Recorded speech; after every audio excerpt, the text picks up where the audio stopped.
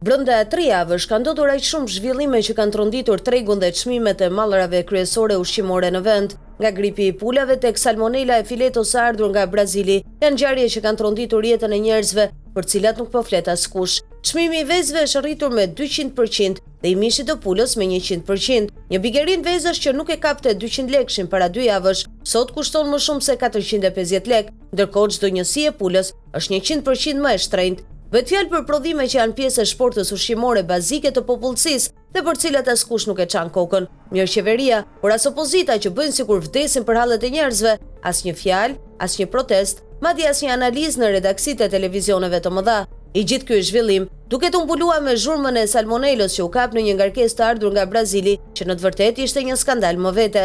Skandal që u menaxhua me kujdes nga qeveria për të mbajtur në një kaos të kontrolluar, një zhvillim në tavolinë që duket se ka krijuar operacionin e vezëve. Në kulmin e zhurmës mbi salmonelën, Edi Rama poston në rrjetin e tij social një takim me organizatën socialiste të njësisë numër 7, takim që në krye të tryezës ka drejtuesin e AKU-s, i akuzuar për skandalin e salmonelës. Personazhi në fjalë, Fation Pasholli, ka 4 vjet që i është bashkuar PS-s nga radhët e grupit elektoral të LSI, përkatësisht lobi të Ministrisë së Mjedisit që në mandatin e parë të Edi Ramës drejtohej nga Lefter Koka. Përkatësisht, Pasholli e ka nisur karrierën e tij si pjesëtar i grupit të inspektorëve në takimin e Ramës. Edhe pse ishte aktual skandali i salmonelës dhe kishte përballë njeriu që ishte përgjegjës për të, nuk u tha asnjë fjalë. Pas një menaxhimi në eshje të kësaj situate, ndodhi dorëheqja e Pashollit. Në mes të kësaj zhurme, ishte edhe çështja e gripit të pulave në disa stabilimente, por që nuk pati një sqarim të detajuar, duke më shumë një zhurmë sesa një situatë reale. Por çfarë kishte ndodhur në këtë kohë? SBA nëpërmjet përfaqësive diplomatike i ka bërë kërkesë vendeve europiane,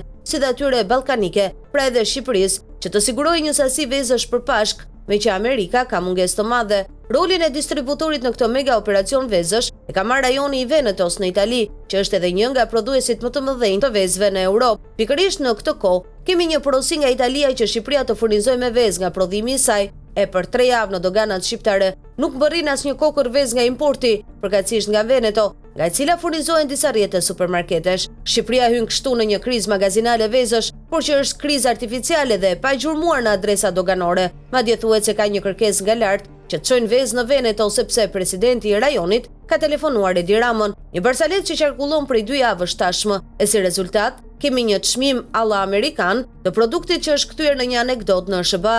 E gjithë kjo nuk është gjë tjetër, veç se një panoramë e institucioneve tona që nuk ekzistojnë, pasi ekzistojnë vetëm telefonatat e shefave që kanalizojnë për interesat e tyre, një çështje që në këtë rast është e xhepave të qytetarëve, të cilët shqyen vetëm për tekat e një problemi që nuk e vendos tregu i lirë, por babloku i merr lalës. Kjo nuk është thjesht një skandal, por një mafie e vërtet që vë gjoba sipas interesave, që fshihet pas salmonelës për një lëvizje në kohën e dur. Kjo është mafia e salmonelës politike, që bën Shqipërinë jo një shtet me institucione, por një vend horrash që bëjnë çfarë duan me jetën e qytetarëve.